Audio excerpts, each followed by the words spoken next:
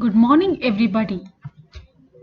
व्यापार से मिलने वाले लाभ का तात्पर्य और लाभों का मापन करने के रिकार्डो और मिल का अप्रोच कर लेने के पश्चात आज हम लाभों के मापन के प्रति जो मेजरमेंट ऑफ गेन्स का जो मॉडर्न अप्रोच है उसके बारे में हम अध्ययन करेंगे और उसके साथ ही व्यापार से मिलने वाले लाभों को प्रभावित करने वाले तत्व कौन कौन से हैं ये भी जानने का प्रयास करेंगे।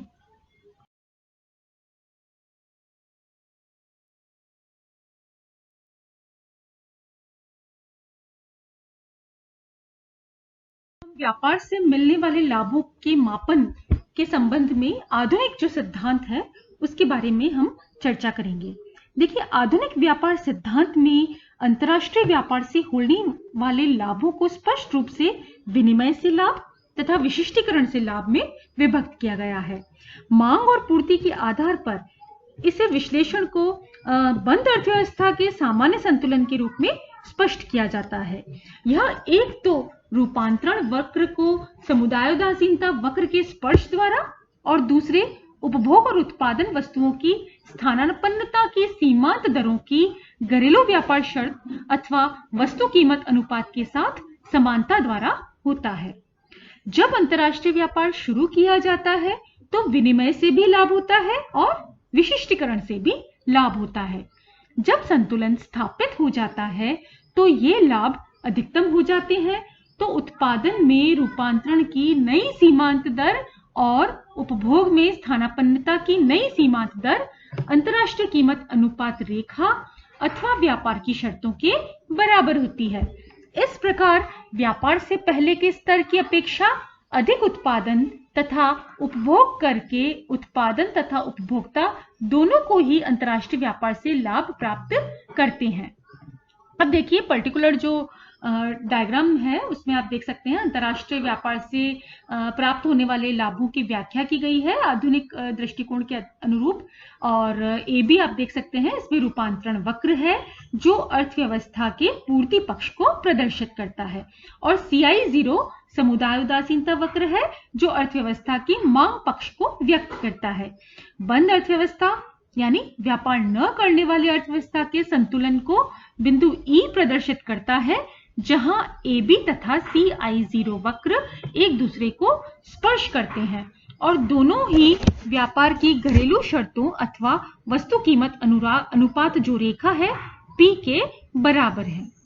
अब जब अंतर्राष्ट्रीय व्यापार शुरू होगा तो अंतर्राष्ट्रीय कीमत अनुपात यानी व्यापार की शर्त घरेलू कीमत अनुपात इससे भिन्न होगी और इसे P1 से दिखाया गया है। आप देख सकते हैं डायग्राम में, जो घरेलू कीमत अनुपात रेखा P से अधिक तिरछी यानी स्टीपर है। इसका मतलब है कि विश्व बाजार में वस्तु Y के मुकाबले वस्तु X की कीमत बढ़ गई है। अंतर्राष्ट्रीय कीमत रेखा P1 पर उपभोक्ता CI0 वक्र के बिंदु E से अपेक्षाकृत अधिक ऊंचे समुदाय उदासीनता वक्र CI1 के बिंदु C पर चले जाते हैं। बिंदु E से C पर गति विनिमय से लाभ है अथवा उपभोग लाभ को मापता है, जो उत्पादन में किसी प्रकार का परिवर्तन हुए बिना ही होता है। क्योंकि विश्व के बाजार में X की कीमत बढ़ गई है, इसलिए उत्पादक इसका उत्पादन बढ़ाते हैं और Y का उत्पादन घटाते हैं। इसका परिणाम क्या होता है? इसका परिणाम यह होता है कि रूपांतरण वक्र पर बिंदु E से N तक आप देख सकते हैं गति होती है, जहां अंतर्राष्ट्रीय कीमत रेखा P2 वक्र AB को स्पर्श करती है। दूसरे शब्दों में उत्पादन में रूपांतरण की जो सीमांत दर है वो N बिंदु पर अंतर्राष्ट्रीय कीमत अनुपात रेखा के बराबर हो जाती है। विश्व व्यापार शर्तों की नई अनुपात रेखा P2 वही है जो P1 है, क्योंकि यह P1 के समानांतर है।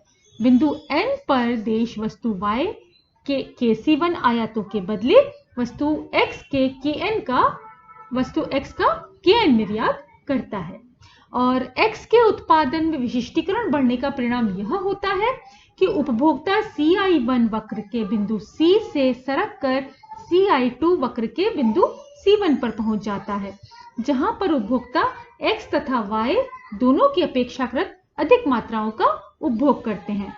C से C1 तक यह गति जो है वो उत्पादन से विशिष्टीकरण से लाभ अथवा उत्पादन लाभ को मापती है।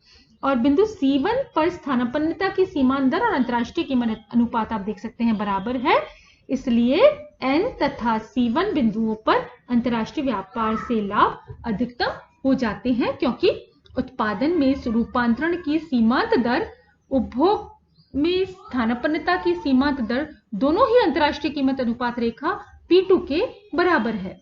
स्वतंत्र व्यापार से जो कुल लाभ होता है वह उपभोग तथा उत्पादन लाभों के योग के बराबर है, जिसे दिखाने के लिए कल्याण में सुधार CI0 से CI2 दिखाया गया है। अब राष्ट्रीय आय में वृद्धि को देखें, इंक्रीज इन नेशनल इनकम। देखिए यह विश्लेषण वास्तविक आय में वृद्धि और इस प्रकार व्यापार से लाभ की व्याख्या भी करता है। व्यापार पूर्व P कीमत रेखा पर बिंदु E की अपेक्षा कीमत रेखा P2 पर बिंदु N वास्तविक आय के ऊंचे बिंदु को व्यक्त करता है। ऐसा इस कारण कि नई कीमत रेखा P2 पर व्यापार के बाद देश को N और C1 बिंदुओं पर क्रमशः उत्पादन और उपभोग लाभ होते हैं। व्यापार से लाभ को निर्धारित करने वाले कारकों के बारे में चर्चा करेंगे। What are the factors determining gains from trade? देखिए सबसे पहला है लागत अनुपात में अंतर यानी डिफरेंस इन कॉस्ट रेशियोज। अंतरराष्ट्रीय व्यापार से जो लाभ है दो व्यापार करने वाले देशों के तुलनात्मक लागत अनुपातों के अंतर पर निर्भर करता है।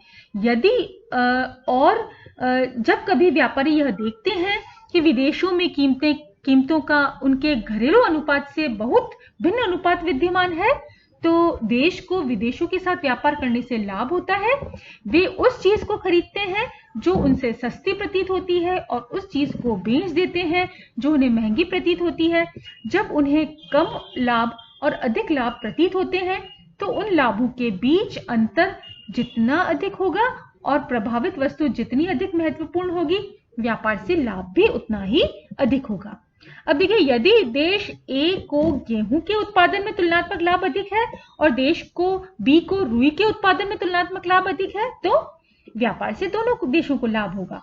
लाभ का आकार किस पर निर्भर करेगा? वो इस बात पर निर्भर करेगा कि दोनों देशों में प्रत्येक वस्तु के उत्पादन की लागत क्या है।